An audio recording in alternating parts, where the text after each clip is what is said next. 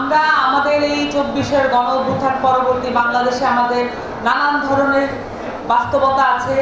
আমরা আইন শৃঙ্খলা বাহিনীর বাস্তবতার মধ্যে আছি একরকমের, সেই সাথে আরও নানান ধরনের বাস্তবতার মধ্য দিয়ে আমাদের পুরো জনগোষ্ঠীর একটি ধারাবাহিক সংগ্রামের মধ্য দিয়ে আমরা যাচ্ছি।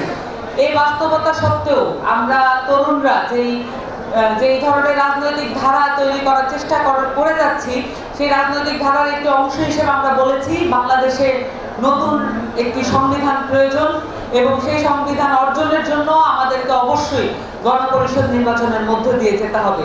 গণপরিষদ নির্বাচন ছাড়া আর কোনো সরকার, আর কোনো নির্বাচনে কোনো ম্যান্ডেট নাই যে নতুন সংবিধান আমাদেরকে তৈরি করে দিতে পারবে।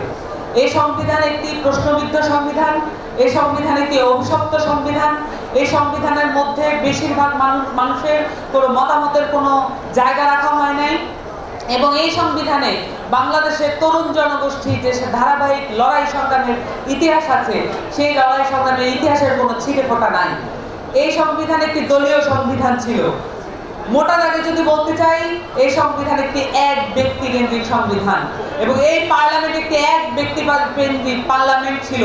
এখন যে সচিবালয়, এখন যে মন্ত্রণালয়ে বসে যারা বড় বড় কথা বলছেন, তারা সবাই এই এক দলীয় এবং এক ব্যক্তি কেন্দ্রিক মন্ত্রণালয় এবং সচিবালয় চালিয়ে এসেছেন। উৎসবে খুশি হবে নগদে বেশি, কারণ ঘন্টায় ঘন্টায় আছে গিফট জেতার সুযোগ।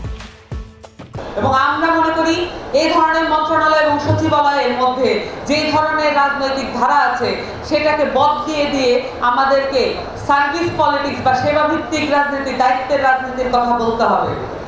যদি আমরা তরুণদেরকে নতুন রাজনৈতিক ধারার ক্ষেত্রে আগ্রহী করতে চাই, তাহলে অবশ্যই এখানে যে পাওয়ার পলিটিক্স আছে, যে মাসল পাওয়ার পলিটিক্স আছে, যে শোডাউনের পলিটিক্স আছে, সেটাকে পরিবর্তন করে অবশ্যই এখানে দায়িত্বের রাজনীতির কথা আমাদেরকে বলতে হবে।